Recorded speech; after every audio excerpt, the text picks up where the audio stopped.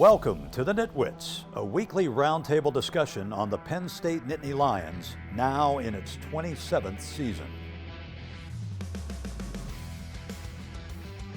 Our panel features a longtime Penn State media and NitWits tag team, Neil Rudell of the Altoona Mirror and Mark Brennan of Lions 24/7 with Fight on State. The NitWits are hosted by WTAJ's Ryan Riskey, and each week we welcome a former Nittany Lion as our special guest analyst. The NitWits are brought to you by Irwin Financial, Raymond James, a firm foundation for your financial future. By DeLeo Games, serving the community since 1945. By Reed and Solaney Orthodontics, providing friendly, family-focused orthodontic care in Altoona, Bedford, and Huntington. By McAlear's Plumbing, specializing in plumbing, heating, and air conditioning, serving our community since 1886. By RE/MAX Results Realty Group, committed to a culture of professionalism, productivity, and exceptional service. By Dorman's Jewelry, the answer is always Dorman's. By Brent Kogan Electrical Services, lighting the way for you. By NovaCare, Altoona and State College, the power of physical therapy. By Blair Candy Company, the one-stop shop for all your tailgating needs. Candy, snacks, paper supplies, and more. By Harry's Construction, if you can dream it, we can create it. By Lions 24/7 with Fight on State, your online home for Penn State football and recruiting coverage. And by the Altoona Mirror, featuring Penn State Game Day every Friday and Penn State Extra every Monday. Penn State's season ends in the Orange Bowl after a loss to Notre Dame in the college football playoff semifinals. We break down the season-ending loss, look at Franklin's struggles against the top teams, and discuss what the future looks like. Nittany Nation Overtime is next. I'm doing, getting right to it. The money is talking, I'm flowing, it's coming in just how I do it. Yeah, you know what it is. Hey, we doing it big. Look up, there is no limit, no, we cannot settle for this. Yeah, can't stop, nah, won't stop. Yeah, it's been on live. You don't believe it, just watch.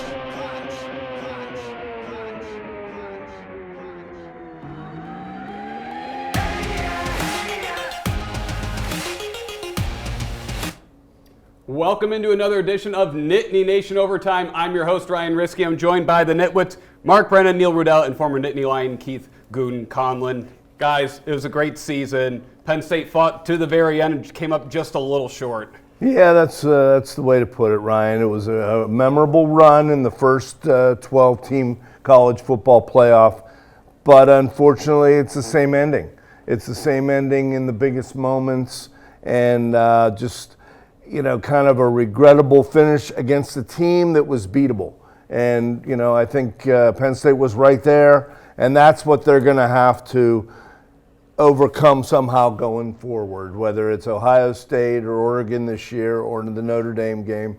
The best three teams they played, they found a way to lose. Yeah, I think we're here a couple days after the fact, and you have to look at it in two different ways. One, big picture, the entire season, Penn State has an awful lot to be proud of. If you're a Penn State fan, this team kind of got back to where it had been. You're in the Final Four. That is elite. That's the elite level. But on the macro level, as Neil said, you get in there against these other elite teams and the same thing is happening. Not the exact same thing, but key mistakes down the stretch. You had 4 key errors in the fourth quarter, the last 8 minutes when you're up. The last one, an unexcusable interception by a veteran, and you lose the game. So a lot to hang your hat on, but also a lot of people are saying, what if? Sure. I mean, we've been begging for this playoff since 1968, I believe. Yeah. You know what I mean? I mean, there's no doubt about it. But how it ended, obviously, is frustrating. But the fact that it was there, we were part of it, was amazing. And the fanfare that went into all the games. When all the games were fantastic, I think the playoff games have been great in itself. But again, in the end, it is frustrating. But you have to look back upon the whole season and say, you know what? Are we better this year than we were last year? And I do believe we are. One thing I would say to Neil's point, I mean, the way that Penn State played, like you looked at these playoffs overall, and I don't think there's any question but that the 4 best teams made it to the Final Four. The intensity, the physicality, the speed, the size, all of those things were into play. And I think if you looked at it objectively, and if you even asked some Notre Dame folks, it looked like Penn State might have even been better than Notre Dame in terms of those things. Where wasn't Penn State better? At producing in the clutch when the game was on the line. So right there, a lot to be proud of, but not quite where you need to be. There's a couple plays during that game when you're watching it. They look like long-term rivals. I mean, the one play when Abdul goes down and the offensive tackle throws him to the ground and the guard jumps on, specifically that left shoulder that was hurting him. If this is last year where they're not playing for anything, Abdul Carter's not playing in that game. Right. Rightfully so, not playing in that game. The fact that he went out there and played that game gives you the measure and how important these games are to these guys and the university and the NCAA in general. Yeah, and last year you saw in the Peach Bowl a lot of guys kind of bailed on that game, and I agree with you. Carter left his heart on the field. They all did. Notre Dame, I mean, I got to give them a lot of credit. I mean, this was a great game. You're tied at 10, 17, 24, and Notre Dame just kept coming back. So did we, though. Right, but I think that we're covering Penn State, so to me, you let them up with a 10-0 lead, and then you have a touchdown lead with 7.5 minutes to go. And the lack of complementary football, I think, and situational football was the most frustrating. At minimum, they needed to get the game to overtime. And I think it's just one of those things here for Penn State. It's just like they came up just a little short. I don't think they necessarily lost the game for themselves. I thought they played overall really solid game. I mean, Drew Aller, I think, could have been better. That decision-making, though, at the end has to be better, especially when you hear him say that his first 2 options weren't there, and then he throws it to his third option, who also wasn't open. We've done so many of these shows that I'm agreeing with Neil. I mean, this is. I gotta go. I do think that they lost the game themselves. I mean, I think worst case scenario, maybe they didn't lose the game themselves, but when you're up 7 with 8 minutes to go, all you need to do is not shoot yourself in the foot over and over and over again, and at the very worst, you're going to overtime. And you have a hit to the head. You have Singleton jumping or going in motion. I'm missing one of the other. Oh, the blown coverage by Cam Miller, and then the interception. Any one of those mistakes you can overcome. And any 2 of them, you're probably going to overtime. They had 4 of them, and they still were almost going to overtime, and that's what has to be frustrating. On both sides of the ball, I was thinking, which side is more accountable? I've settled on, obviously, the quarterback let you down in a key situation, which he has too much experience to do that. But, I mean, the offense still put 24 points on the board. I thought Singleton played terrific, the line. But defensively, to me, you're up 10-0, and you let a backup quarterback go up the field and get that field goal, and then to come out in the second half and you're talking about the middle 8. Notre Dame dominated that to tie the game at 10, and then somehow you got to get that guy on the ground when it's 7 minutes to go, and your corner falls down. Your safety has got to get the guy on the ground. Yeah, in 2 games, one Ohio State where the offense didn't come through and you needed the defense to step up, and Ohio State marched right down the field, ran out the clock. And in this game, Aller throws the interception. Okay, at the very least, defense step up. And that's not to take away. I mean, the defense, the turnovers, the sacks, all those things were fantastic. But when they need to make the play, they didn't do it. And then you flip it around, flip the narrative. What did Notre Dame do? When it needed the plays were made. So, yeah, there were interceptions, there were mistakes, but in that final 8 minutes, who made the plays that mattered? And you have to give Notre Dame all the credit in the world for doing it. All right, well, we got to take a quick break right here. When we come back, we're going to discuss what the future looks like for Penn State and the narrative surrounding James Franklin in these big games. The NitWits are being brought to you by Irwin Financial, Raymond James, a firm foundation for your financial future. By DeLeo Games, serving the community since 1945. By McAleer's Plumbing, specializing in plumbing, heating, and air conditioning. serving our community since 1886. And by Reed and Solani Orthodontics, providing friendly, family-focused orthodontic care in Altoona, Bedford, and Huntington. You're watching Nittany Nation Overtime. Welcome back into Nittany Nation Overtime. Ryan Riskey, Mark Brennan, Neil Rodell, and former Nittany Lion Keith Goon Conlon. Guys, this is one of the few big games that I think you probably can't put on James Franklin. He's deserved his fair share of blame in the past, except this one, I think he coached a pretty good game, except unfortunately he now falls to 1-15 against the top 10.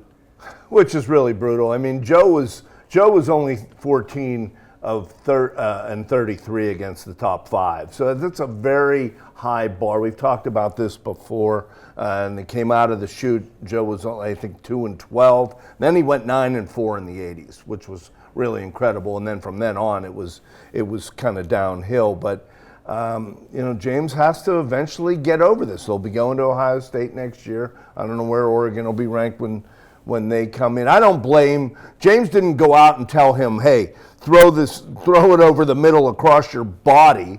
I'm sure he didn't tell him that, but did they tell him run something safer than the first two options? Goon, what did you see on that interception? We were talking about it a little bit. The problem I had is that he made the pressure himself. He bled to the left. There was nothing coming from his front side. Like, he's looking at downfield.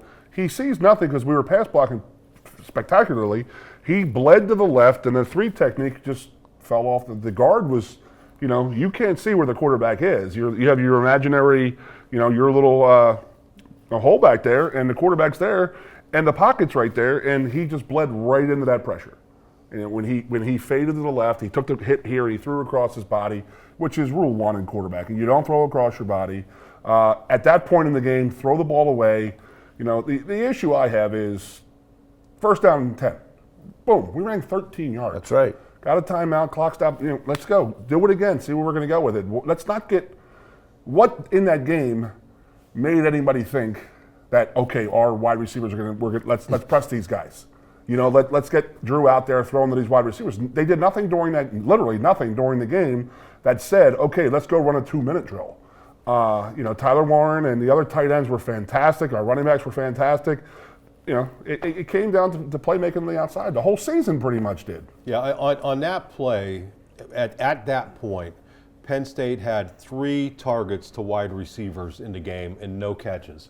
And why Aller would, why he would decide to go in that direction. And now, he said afterward that he was attempting to throw it at Amari Evans' feet. That makes 0 sense to me whatsoever. If you're going to do something, whip it 80 yards over his head.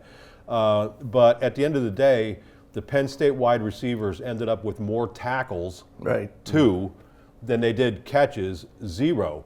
Why would you even be looking at that point? And that's where, when we go back to the original question, Ryan, you could talk about James Franklin being 1-15, and I think that's a big picture thing where everything does ultimately land on the head coach. But I think in this particular game, it's very hard to say, oh my God, this was James Franklin at it again. I think this was just a case of players making mistakes and the quarterback who shouldn't have made that huge mistake. It's tough to be critical of college kids, but these guys are making money now, and Drew Aller has been around for a long time, and you got to put a lot of that at his feet late in that game. I think it was different than the Ohio State, where you didn't get the ball to Warren down in Texas needed to get the ball to Warren also, by the way.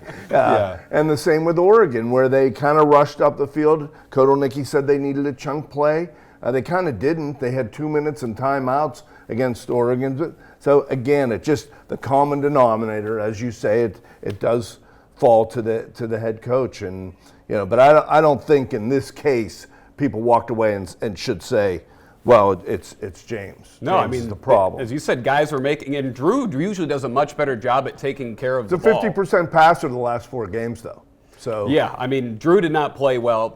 And again, Mark, the wide receivers, that just can't happen on that stage. 0 catches. No, and if it does happen, you can't be looking to them when the game is on the line, and that's my point. So you had gone to that point with being very effective to your tight ends. You got to this point of the season, and with your running backs doing the ball. What they need to do. Right, and going back to what Goon said, You're running the ball. The worst case scenario there is what should have been the worst case scenario is you play it relatively safe and you're going to overtime tied. Yep. The game was tied at that point. You're not trailing. Right. Your offensive line is dominating the game. You want to go to overtime with that O-line. Well, that was my problem in the first half, though, because they were out rushing them 140 to 15, and yet you didn't get it in down there. And then you threw a bad pass to Singleton. He didn't catch it, but you didn't get it done in the red zone again. Well, and don't get me going on the goal line, because they run the ball right down into the goal line situation, and then they put Venga Ioane in motion. Why are you doing that? That hasn't worked since the Illinois game. That was so much fun in the Illinois game, and it's like, has it worked since then? Goon, did that work? I mean, Venga going in motion after that, it was spectacular against Illinois. Yeah. Did it work at all? They tried it against pop pass to him. I mean, what's the end game to all of that? Running all of those motions and stuff like that. You run a trap, you run an option. I mean, that you're pretty much limited to that because you're taking one of your playmakers out of the game and putting him in there. And okay, but if you're going to run the ball, run the ball. Do it. You know, and then another thing, you take the ball out of Nick Singleton's hands, who also had 3 touchdowns in the game. He had a great game. He did. Special teams. Just to bring that up. I mean, you fair catch a ball at the 2. Yeah. What are you doing? You need a punter. You know, I mean, there's some other, in a game like that, to be able to uncork a bigger punt, and I just feel that there's some areas that going into next year need fixed. All right, well, we got to take another break, and when we come back, we are going to look at what the future could hold for Penn State. The Nitwits are being brought to you by RE/MAX Results Realty Group, committed to a culture of professionalism, productivity, and exceptional service. By Dorman's Jewelry. The answer is always Dorman's. By Blair Candy Company, the one-stop shop for all your tailgating needs. Candy, snacks, paper supplies, and more. And by Harry's Construction. If you can dream it, we can create it. You're watching Nittany Nation Overtime. Welcome back into Nittany Nation Overtime. Ryan Riskey, Mark Brennan, Neil Rudell, and former Nittany Lion Keith Goon Conlon. And guys, we did talk about the negatives from the game. However, overall, big picture, Penn State made it to the Final Four. There are a lot of positives that came out of this season, and you kind of feel like, they could be setting themselves up for more deep playoff runs. Well, they got great experience. And Keith, I'm glad you're here because I think the offensive line was really a positive. And hey, Denai Dennis-Sutton played a tremendous game. We touched on Carter. There were a lot of positives this year and in this game. Sure. Keith, the importance of an offensive line to not just a season, but this. I mean, when you guys were great in '94, that was a couple years leading up to it, and you had the same core of guys. To have a bunch of these key guys coming back, how important is that for where these guys are going? The hat goes off to Coach Troutwine with the depth he is building at that position. I mean, you got Nolan Rucci coming in mid-season there and playing the way he did. I mean, that touchdown, when he reached the backside 3 technique, I don't know if you guys saw that, but that's not. Just bury him. That's not normal. That's not a normal college kid doing that. That's a superior player. And it all starts in the middle with Nick.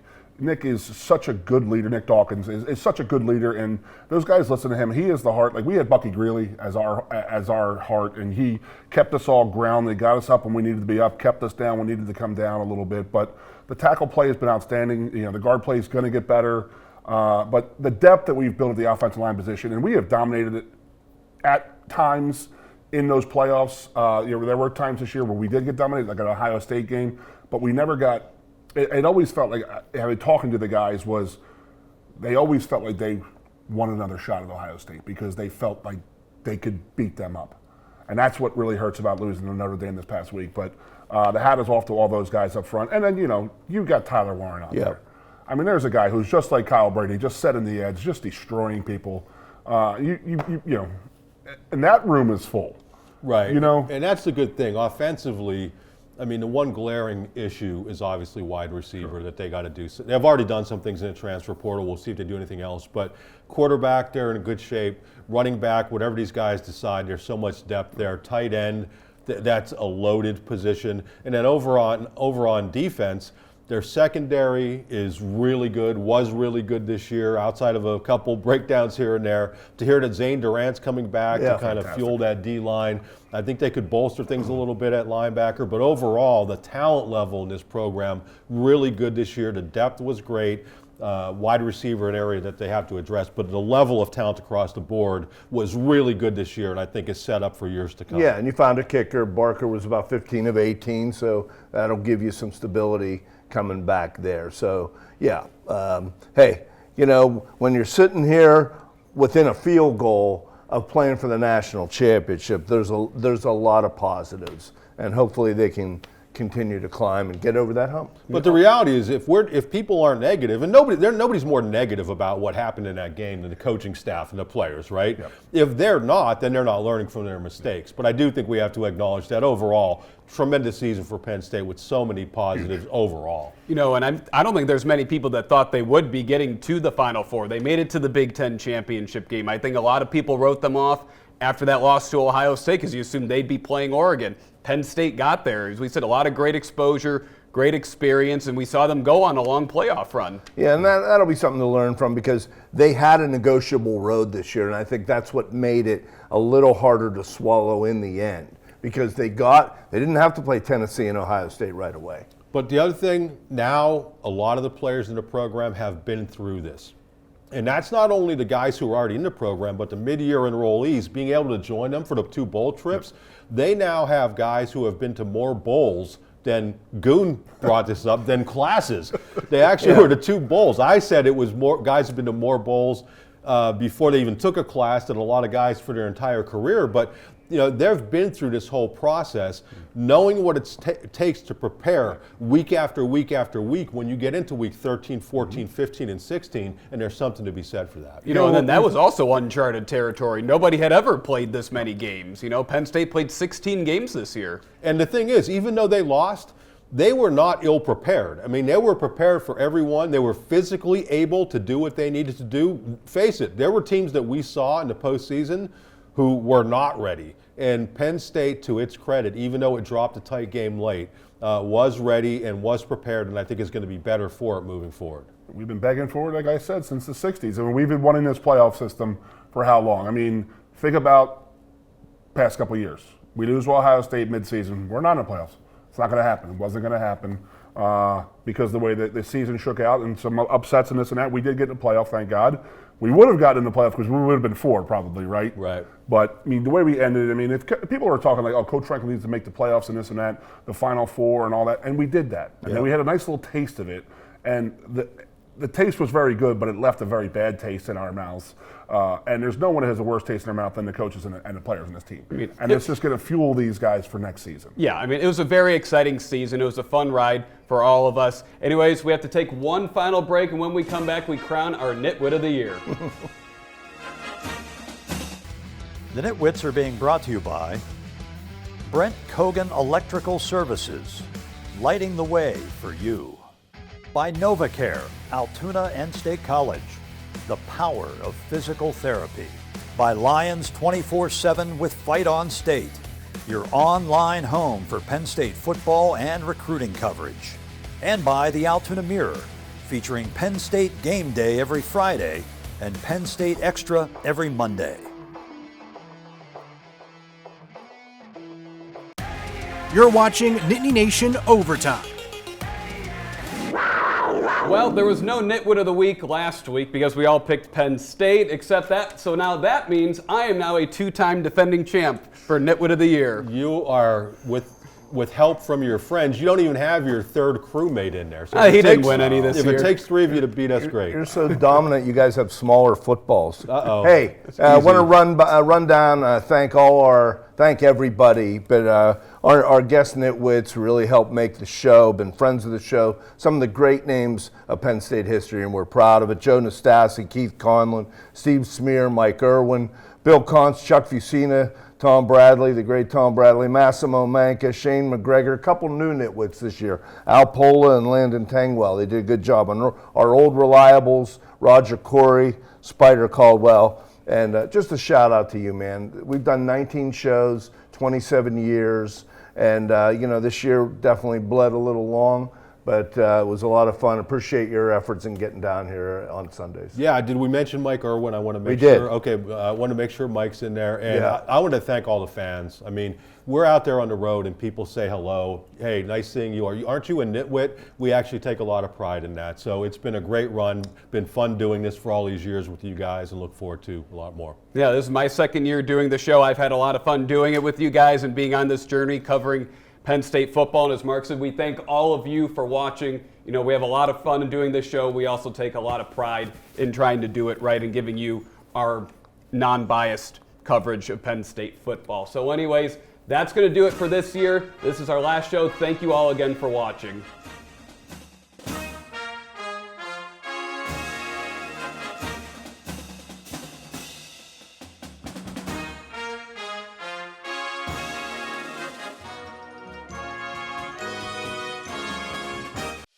The Nitwits have been brought to you by Irwin Financial, Raymond James, a firm foundation for your financial future. By DeLeo Games, serving the community since 1945. By Reed and Solani Orthodontics, providing friendly, family-focused orthodontic care in Altoona, Bedford, and Huntington. By McAlear's Plumbing, specializing in plumbing, heating, and air conditioning, serving our community since 1886.